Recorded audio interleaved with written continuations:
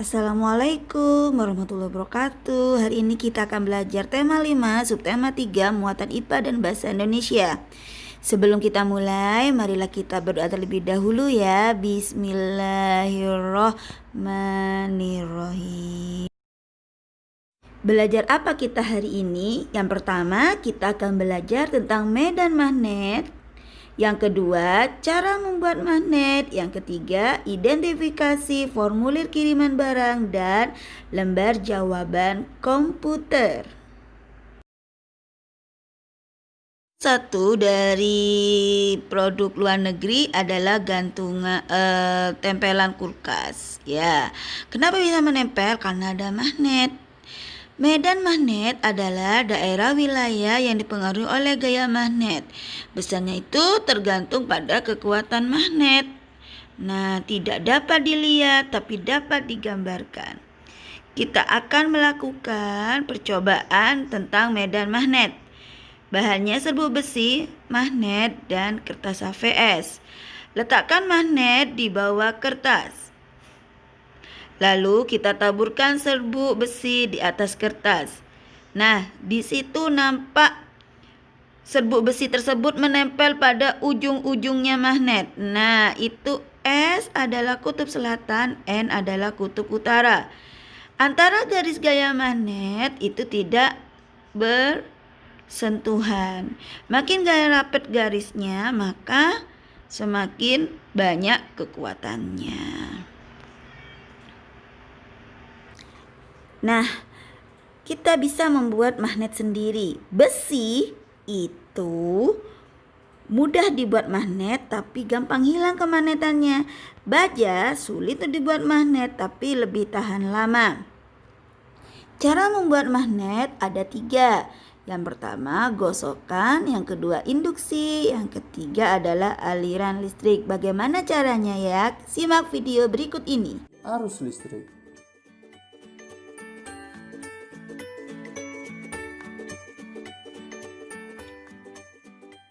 Baiklah sahabat, pada bagian pertama ini kita akan belajar cara membuat magnet dengan cara digosokkan. Tapi sebelum itu, kita harus tahu siapkan alat dan bahannya.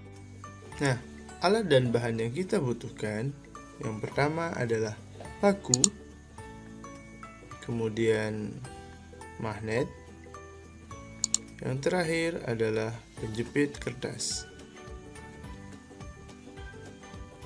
Nah, sebelum mulai, kita akan coba dekatkan paku pada penjepit kertas. Apa yang terjadi? Ternyata penjepit kertasnya tidak menempel. Sekarang kita mulai. Pertama, gosokkan paku satu arah sebanyak 10 kali. Ingat ya, satu arah sahabat. Kemudian kita akan dekatkan paku yang sudah digosok kepada penjepit kertas. Perhatikan apa yang terjadi. Nah, ternyata penjepit kertasnya tertarik sahabat. Yaitu dengan mendekatkan magnet pada benda magnetis. Apa saja alat dan bahan yang kita perlukan? Kita siapkan terlebih dahulu. Alat dan bahan yang dibutuhkan, yang pertama adalah paku, kemudian magnet, selanjutnya penggaris, dan yang terakhir adalah penjepit kertas. Nah, sebelum mulai, kita akan coba dekatkan paku kepada penjepit kertas. Coba perhatikan apa yang terjadi. Nah, ternyata tidak bisa tertarik sahabat.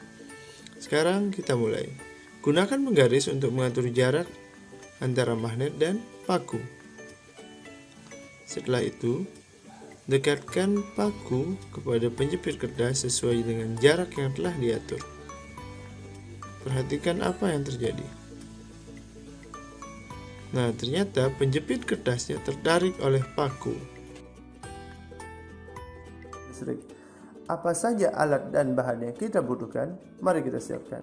Alat dan bahan yang kita butuhkan, yang pertama adalah paku, kemudian kawat tembaga, berikutnya adalah baterai, dan yang terakhir adalah penjepit kertas.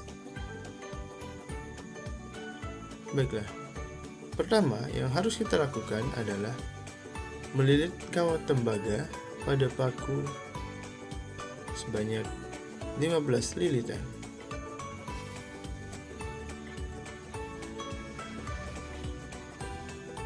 Setelah selesai, selanjutnya tempelkan ujung kawat pada kutub positif dan negatif pada baterai.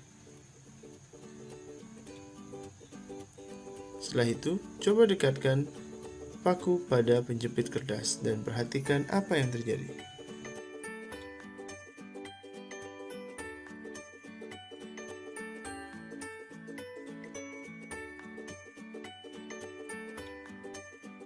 Tugas yang pertama adalah pada percobaan medan magnet, serbuk besi menempel paling banyak berada di mana. Yang kedua, dari ketiga cara membuat magnet, manakah yang paling lama gaya magnetnya? Sebelum kita mengirim barang, Nak, kita harus mengisi formulir pengiriman dulu ya, Nak. Nah, jangan lupa untuk selalu membaca petunjuk pengisian formulirnya ya. Ada beberapa formulir. Yang pertama, pengiriman barang, daftar riwayat hidup, dan lembar jawaban komputer. Coba kita lihat perbedaan dan persamaan formulir. Dilihat dari data penerima dan data pengirim serta data lainnya. Ada perbedaan dan persamaan formulir antara formulir penerimaan barang dan LJK. Apa bedanya, Ustazah? Pada formulir pengiriman barang itu terdapat yang pertama adalah alamat pengirim harus jelas supaya alamatnya tidak keliru. Nah, yang kedua, alamat tujuan harus jelas supaya barangnya cepat sampai. Yang ketiga, jenis barang itu pun juga harus jelas agar tidak terjadi hal-hal yang tidak diinginkan. Selanjutnya, apa kira-kira ya, Nak ya? Tanggal pengiriman itu harus jelas juga agar mudah dalam pengawasan.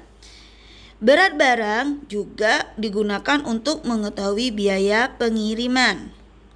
Sekarang kita akan belajar tentang lembar jawaban komputer.